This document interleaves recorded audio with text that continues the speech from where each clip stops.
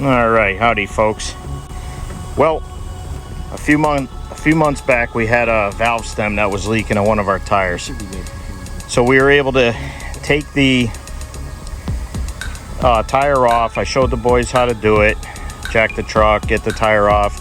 Brought the tire down to the tire shop to have the valve stem replaced. It's got the air sensor inside it, so it has there's a whole unit and a battery. It's kind of a pain in the butt. I would not have them if it was up to me, but anyway, we have them.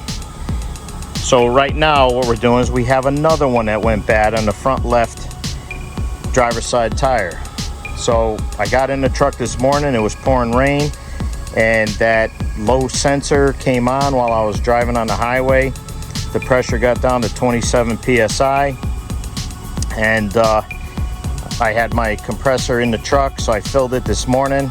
I came out of work at 3 o'clock and it was at 27 psi again.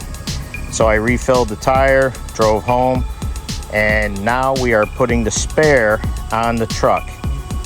So we're gonna have the tire repaired tomorrow, but I still need to get to work. So this is our first time actually taking the spare down in this truck. It's a full-size spare, as you can see right there. The boys took out the tools here and we had to put it in this hole, which there is a lock. So you can see it's a keyed lock right there.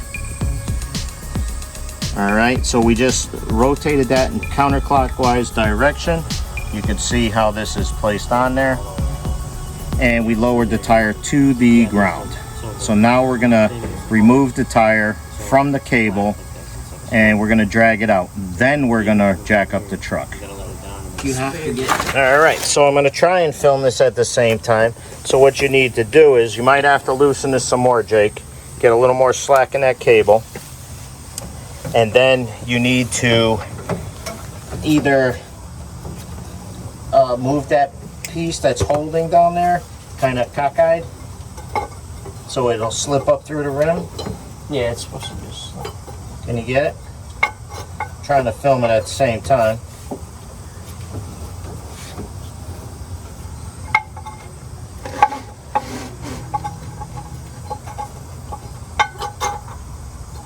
Does it need to be looser?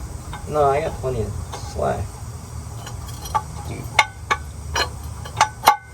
Just trying to get it through this middle. You want me to lift the tire a little? Might have to, yeah. Alright. Alright, so we're just... Is one enough? Alright. We're just lifting up the tire a little bit so he can have a little bit of room under there. I don't know if you can see it or not. There we go. Got it? Yep. Okay. Alright, so he got it out. Now, you can drag the tire out from under there. So move your 2x4s. So you always do this first, because a lot of times what happens is you have either trouble getting your tire out from under there, or the cable is frozen up or something like that. So now, shame on us, we have never taken this tire off of here before, but we're doing it now, and this truck has a full-size spare. So let's check the tire pressure on there first. So we bought a new tire pressure gauge here. 30 psi. Put it to like 35.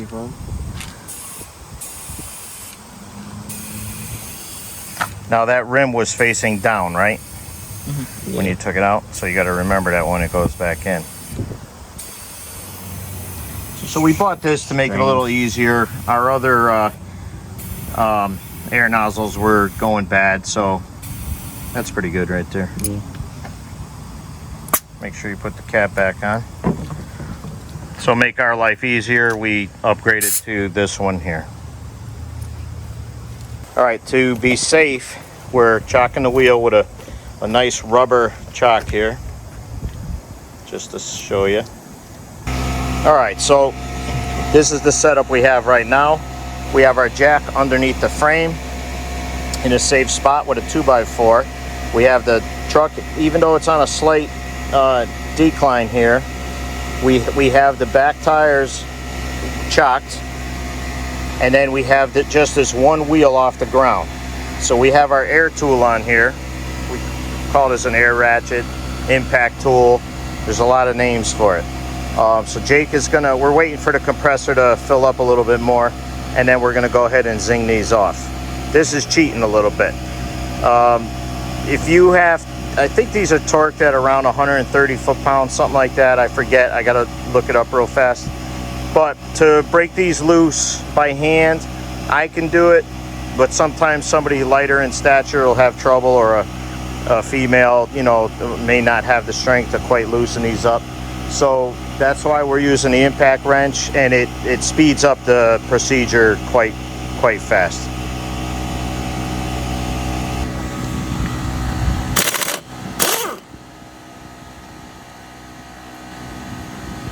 Put it right down, yep.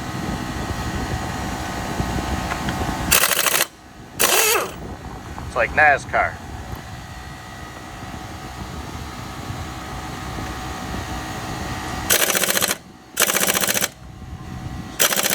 Keep it going. Just hold it right on there. Keep going.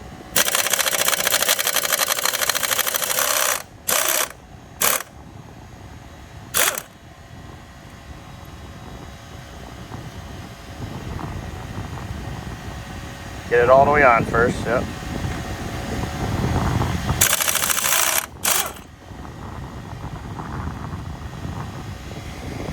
All right, so this is the last one. So at this point, the wheel's gonna come off. You do not want to shake the truck. By right, we should put a jack stand under here for safety. We're not doing that right now. We're just gonna quickly switch the tire. Just do not get underneath there. Watch out. Yeah. There you go. There you go. That's exactly what I was gonna do. Try not to shake the truck. All right, so we're gonna put that to the side. Just lay it down so it don't go rolling away. All right, Jake, grab the spare tire. John, get the anti-seize compound. We're gonna put some anti-seize compound on our studs while we have this apart. So you don't have to go crazy with this stuff. You just want enough on there so when the nut spins on, it'll get all the way around. Yeah, get some of that on the other one. There you go. That's even a little heavy, but yeah. All right, that's good. That's all you need right there. Just makes it easier to get the tire off the next time. Sorry. Nope. All right, so what you want to do, yep, there you go. Get it closer. Now you see you have two, all right, you're almost lined up. So basically, you want me to show you how I do it? Here, hold that. So I take an eyeballing of where the studs are, and I just quickly, just like that. All right. So now, he's going to push the tire on and put the first stud on the bottom to hold the tire on there a little bit more. Just go ahead and get it caught first. Yeah.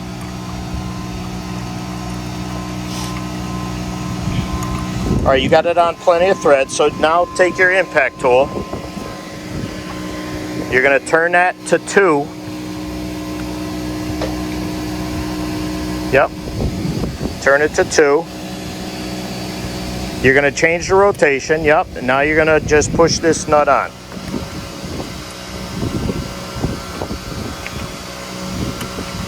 And that way we have at least one nut on there to hold the tire, go ahead, to hold the tire and rim in place just in case the jack fails.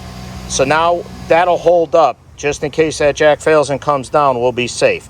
So do the same thing with the other 5 lug nuts, and then do, I know a lot of people, they don't care about this, but I would zing them on every other one. All right, so we got all 6 lug nuts on right now. So go ahead and lower the jack until the tire touches the ground. All right, and leave the jack in place. That's fine right there. Now we're going to torque the lug nuts. So these have a torque spec of 140 foot-pounds. So John's got the torque wrench here, and he's going to start out, we'll just start out at like 100, 115 foot-pounds, just to get it going. And then we'll increase as we go. Bless you. All right, so he's going to torque the first round here at about 110, I guess.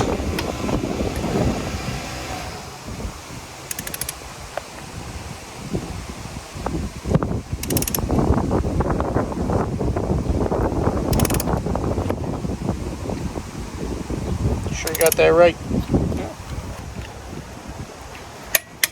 All right, so that click means that the torque is there. Yep. Try and do it steady. Now see how some of them lug nuts loosened up a little? That's why I say you leave a little bit of torque on the jack.